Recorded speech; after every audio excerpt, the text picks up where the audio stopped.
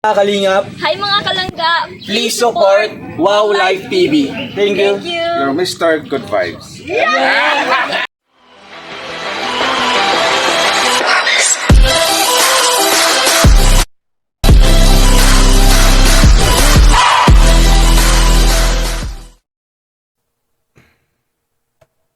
Hello guys, magandang araw po sa inyo, no? Another video reaction po ang gawin natin ngayon. Hindi po sa which is sa channel pa rin ni sa channel pa rin ni Langga ni Dudong Roel. So shout out sa lahat guys, no? At your service, si Mr. Wow Life TV. Maraming salamat sa mga nag-like and share sa upload ko na to. And shout out sa lahat sa mga Kalinga Prosil fans. Wag po nating kalimutang suportahan guys sa lahat po ng mga Team Kalinga or Team Kalinga partners, mga Kalinga partners po natin diyan. Walang iba po sa pangunguna po ni Kuya Val Santos Matubang. Sila ni Kuya Val Santos Matubang, Boss Kalinga Prab, Ate Edna Vlogs, and to all Kalinga partners. So, yun na guys, no? Ang i-react po natin ngayon guys, medyo madamdamin to kasi tawag ito. Isa to sa mga vlog ni upload, I think pangalawang gabi ngayon.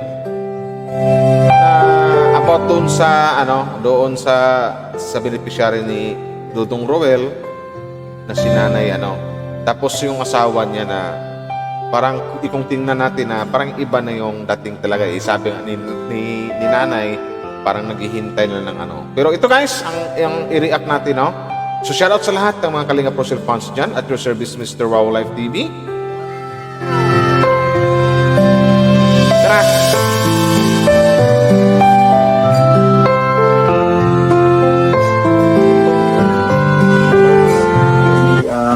Kuya Alpi, no, kay Kalingap Victor and Jen Rivera Official. Thank you so much po sa inyo lahat. And dito po sa Friday mga Kalingap, ito naman po ating asikasuhin, no? Bibilhan natin ng mga paninda kay nanay, mga basic needs po na mga kakailanganin na ibenta dito. So ayan mga Kalingap, no? Bago po tayo uwi, puntahan po natin si Tatay Romulo. Ano yung solar, Nay? Tatay, kumusta po? Tatay. Hindi ka na po makapagsalita? Di ba dyan sa palang sa sitwasyon ni Tatay, maawa ka na talaga. Wow. Kasi hirap na siyang magsalita. Parang pwedeng sabihin na naghahabol hininga. Ganyan na. Ito yung mga sitwasyon na masabi natin sobrang delikado talaga na dapat talaga ASAP or as soon as possible madala agad sa ospital to. So, pakinggan natin dito kung bakit hindi agad nandala sa ospital nila ni Nanay or yung mga anak nila ni Nanay Ima at saka ni Tatay Romulo.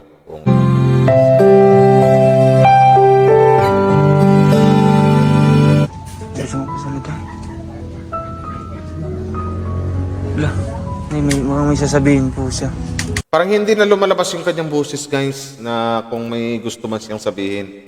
Parang hindi ko alam kung ano yung sakit ang pandig si Tatay, no? Kung ano man to. So, dapat talaga nanay nadala na agad sa ospital to Kasi kung iyan lang sa bahay niya, kumbaga kung lagi lang siyang nakahiga tapos walang mga gamot na kailangan ilapat diyan, hindi po talaga gagaling si Tatay Romulo. Nakakahabag yung sitwasyon nila. Masakit po? Sakit po. Grabe na. Kumisan, di na kami natutulog ba ganitong patulang.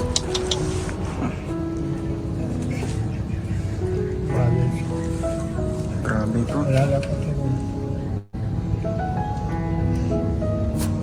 Nilagay ko nga ng apog baka sabi ko na kabalik yung boses Apog yan.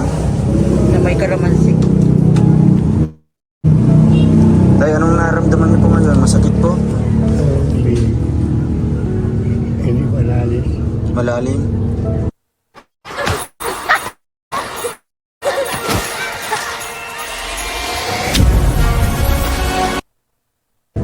Di ka po makapagsalita. Yan. Parang ano dong, parang hirap siyang magsalita dong. Hirap siya magbigkas ng mga words or magsalita nga. Tapos ano, parang walang lumalabas na boses. So hindi natin alam kung may naipit ba na ugat sa ano niya. So dapat talaga dapat noon pa na napacheck up na sa ano to sa hospital. Ayaw niyo po magpadala sa ospital? Mapa-hospital po? Uwes. Ayaw niyo po? Uwes. Uwes. Makadala ko. Kung gusto. Uwes. Tuturukan daw yan. Uwes. Kung gusto namin. Oo. Ikaw po, Makadala ko.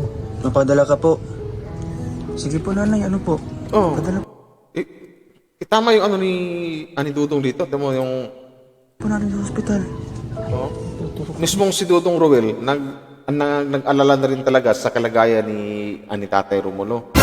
Siguro ito, masasabi ko lang dito ng opinion ko lang to. Siguro hindi na dala sa ospital or hindi lang na maisugod sa ospital.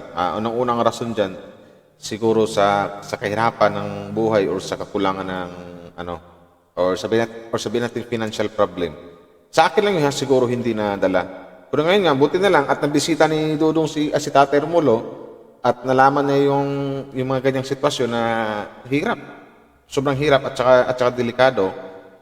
Talagang dapat agad-agaran, madala na agad sa ospital yan mga ganyan. Kasi mas masaya kung paglipat nyo sa bahay na di ba, nung una, ang gusto ni Tatay Romulo, ma-meet or makilala or makita ang isang Val Santos Matubang, di ba? Tapos, alilipat nyo sa bagong bahay na pinagawa ni Dudong, mas masaya yun na kayong dalawa. Kasi sa ganyang sitwasyon kasi ni Tatay, sa opinion ko lang uli napakadelikado talaga dapat agad-agaran dinala na agad sa ospital yan Kasi gustong-gusto pa ni Tatay mabuhay talaga. Yung doon. Sana kung ano man si Tatay, akapit ka lang dapat lumaban ka lumaban ka sa buhay kasi andyan pa si nanay, malakas pa si nanay tapos pangalawa, lilipat na kayo sa bagong bahay na pinagawa ni Dudong Ruel sa inyo na maganda at inayos talaga nila. So magiging masayang masaya po ang lahat kung makasurvive ka laban lang huwag kang magpadaig sa Namatay na rin. Kita di si Utso. Hindi. Nahirapan na po si tatay. Una. Ano yung sabi ni nanay? Katulad ng pamangkin. Namatay na rin. Kita di si Utso. Namatayan din ng pamangkin nung pitsa 18 daw. Hindi. Nahirapan na po si tatay. Unahan. Di ba, parang sa dating parang pwedeng sabihin yung hindi parang naghihingalo, parang hirap huminga, hirap magsalita, tapos hindi makalabas yung boses. So tapos nakatambay lang sa bahay na nakahiga lang. Tapos medyo mababa pa yung unan Pag nga ganyan pag hirap nang magsalita dapat medyo nakataas yung unan, kunti mas mataas yung unan. At ang pinakadabis tunay, masugod agad-agaran talaga sa ospital. Ganyan.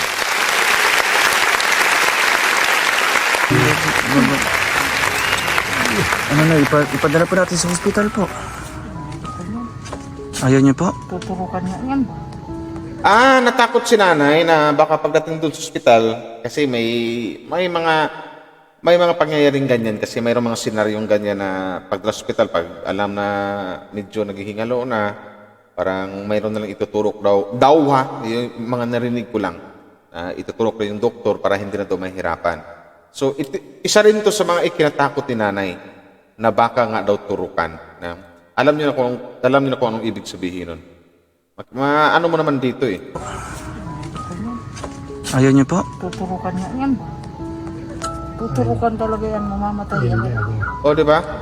Ayaw ipadali nanay kasi baka nga daw turukan. at baka mamatay daw yan. Pero hindi naman siguro, Nay. Hindi pa, Nay. Turukan. Hindi ka po tuturukan? O, di ba? Gustong-gusto ni, Nay, ni Tatay Romulo na magpadala pa sa ospital, Nay. Ako yan. Sabay na.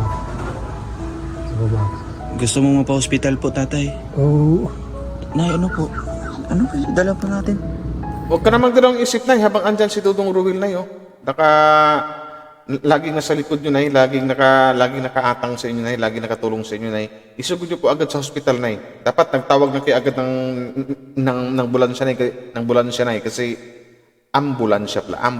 Kasi ang hirap ng sitwasyon ni Tatay, Nay. Parang gusto kong sabihin na parang naghihingalo na, nag-aagaw hininga, hirap na magsalita, parang yung boses niya parang wala nang lumalabas. Sobrang hirap na niya, Nay. Ayan. Bukas na lang. Huwag mo na ipabukas, Nay. Kasi dapat talaga, Nay, ngayon, Nay. Kasi sa kanyang Nay. Diyos ko po, ang hirap ng sitwasyon ni... Hindi lang mahirap, Nay. Napakadelikado ng sitwasyon ni Tatay Romulo. Pagkausapin ko kayo. Hindi ko kaya pag ako lang. Yung mga anak niyo po, mag-iiwan po ako dito ng niyo po, panggasos niyo po. Bukas na lang kami natin. Bugas. Tay, bugas po. Dapat yan, hindi na kay hindi na yan kay Berna na yan. Saan po? Sa dait na? Espesyalista yung sa liit. Sa dait. Dapat natanggal yan. Maano niya ni Berna ay. Ang alin po? Dito sa lieg? Yung doktorang maano sa dahil. Berna daw. Berna na yung doktora. Ay, huwag natin mas mahirap na. Titingnan na, Bawal. Ano po? Hindi. Nawala yung sakit?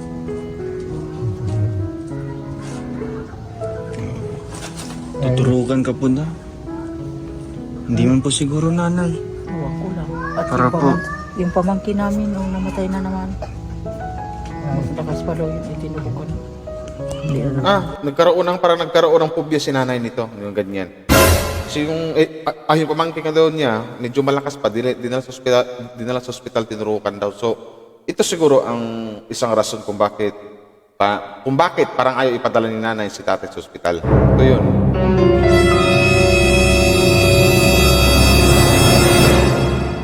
Hindi rin natin masisi si nanay dito. Mukhang nahirapan Sa po. 18. Mukhang nahirapan po si tatay. Bukas na lang. Bukas na lang yan makapag-desisyon yan. Ay, Yan liig lang man ang dapat pa-check upan yan kay Berna. Kay Berna na lang yung dadalhin. Huwag na kay doktora at kay sa ospital.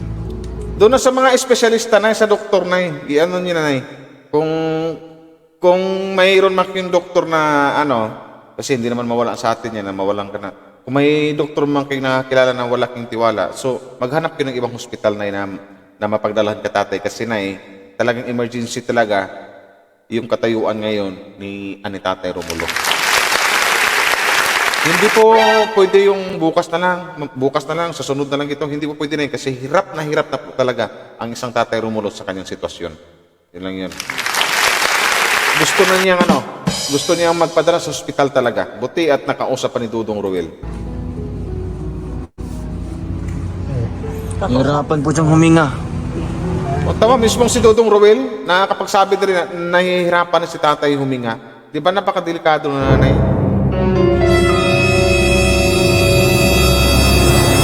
Doon mo lang dalhin sa wag doon sa doktor na parang kinakabahan ka or wala kang tiwala. Doon sa alam ko marami namang hospital diyan eh. Ang importante, masugod talaga. May isugod agad sa hospital si Tatay Romulo. Nahirapan ka pong huminga, tay? Nahirapan na po si nanay. Kawawa naman si tatay. Hirap ng huminga.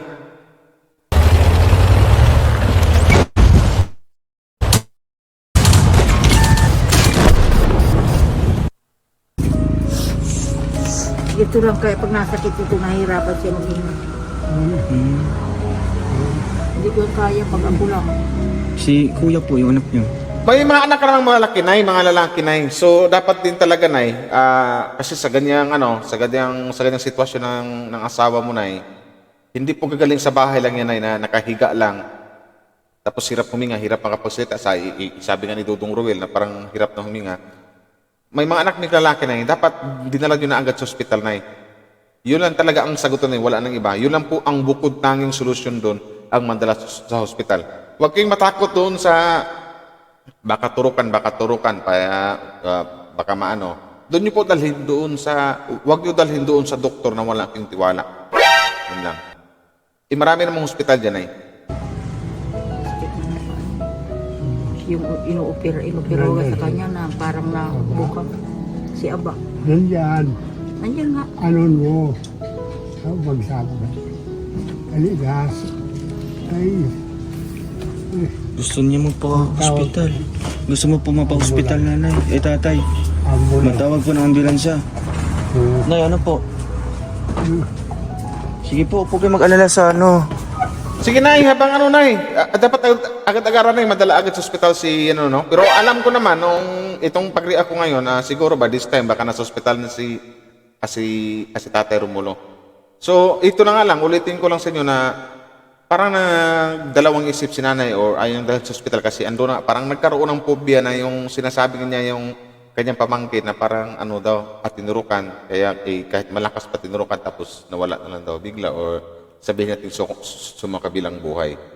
So nakakalungkot lang dito kasi pangalawa siguro nang dahil sa ganun sa financial problem. Wala na sila, di ba? Buti na lang at andyan si Dudong Ruel. Buti na lang dong. Kumbaga ikaw yung anghel ni Tatay Dong. Anghel ni Tatay Romulo na nakatulong talaga sa kanya.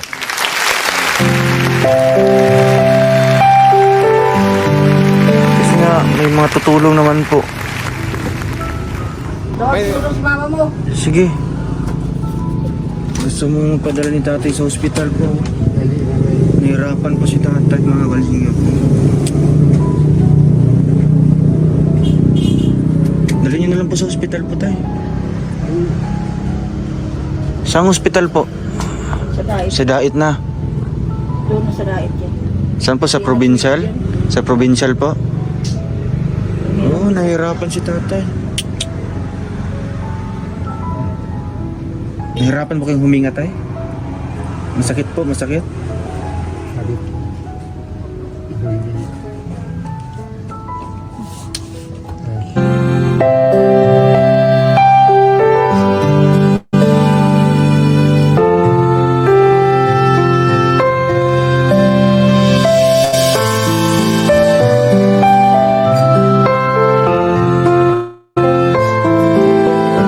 Diba yung mga ganitong sitwasyon parang ang hirap lang na unang-una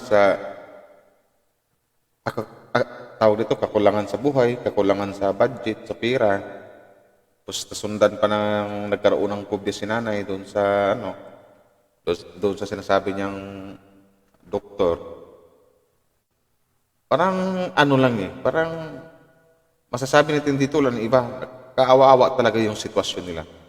At maigi na nga lang, ito yung na-scout ni Dudong Ruel na at natulungan agad-agad. Siguro for this now, sa oras na to, baka alam ko na baka siguro nasa hospital na si Tatay Romulo. Diba? Buti na lang Dudong Ruel of Manalag na-scout mo ang mag-asawa na yan. Ang ganda din.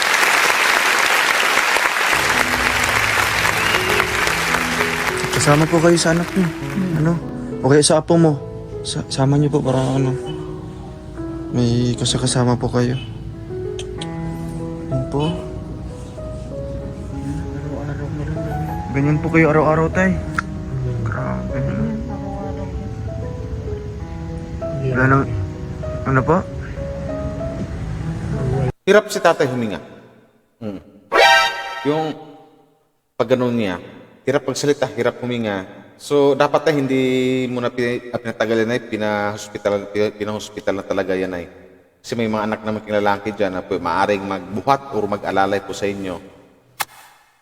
Si Dudong lang yung nakapag-convince sa kanila na dalhin sa ospital. Yun lang masasabi ko. Kasi naawa talaga si Dudong. Naawa rin sa sitwasyon ni kay Tatay Romulo. Yun ang ano doon. So, siguro tayo, no? Magpagaling ka tayo. Magpagaling ka lang tayo kasi I know sa ano yata, Sabado, ipa-blessings na yung bahay nyo at alam ko yata, pupunta yata sa ni Kuya Val dyan sa bahay nyo para ipa-blessings yung ano nyo. Mas masaya yung tayo. Mas magiging masaya po ang lahat. Mas lalong masaya si Nanay Ima. Magiging masaya ka rin tayo. Laban ka lang tayo sa sakit mo ngayon kung ano mo yung ranasan mo ngayon. Kasi lilipat na kayo sa bagong bahay nyo na ibinigay ni Rowel of Malala. Talagang ganyan ang buhay natin. Basta laban natin, huwag sumuko. At saka, alam ko, siguro, by this time siguro, sa mga oras na to, nasa ospital na si tatay. At sana tayo, pray lang po namin. Wish po namin na sana magaling ka na po o gumaling ka po. Yun po yun. So, yun na. Saludo ako sa iyo, Dudong Rowel, kasi ang laking tulong mo na ibigay dito sa pamilyang to, dito sa mag-asawa na to, kay Nanay Ima at kay Tatay Romulo. Nabigyan mo pa ng bagong bahay, kahit simpleng bahay, pero matibay, pero at least bago. Tapos natulungan mo pa ito sa mga, alam ko natulungan to ni Dudong talaga, at hindi pabayaan to ni Dudong for example lang sa mga financial problem. Andyan ang isang Rowel of Malalag. So, yun yung maganda doon. So, laban lang sa buhay tayo, Tatay Romulo. Huwag po sumuko. Andyan pa si nanay, oh. Malakas na malakas si nanay. Yan. At saka lilipat kita doon sa bagong bahay nyo na ibinigay ni Rowel sa inyo. Yun yun tayo. Maganda yun tayo kasi pati nga silang garisil na gustuhan kasi halos kulay blue. Di ba yung ano? Mga kulay ko. Mapabid, mapano. Basta laban lang tayo. Pray lang always kay God. Yun lang tayo. Huwag sumuko. Yun lang. Bye-bye tayo at magpagaling ka po, ha? Maraming salamat po sa inyo, Kalingap, sa lahat ng mga Kalingap po sa fans. Thank you po sa lahat. Bye-bye, Wow Life TV at your service. Laban lang tayo. Pray ka lang, dasal ka lang tayo. Dasal ka lang kay Lord. I love you tayo, ingat.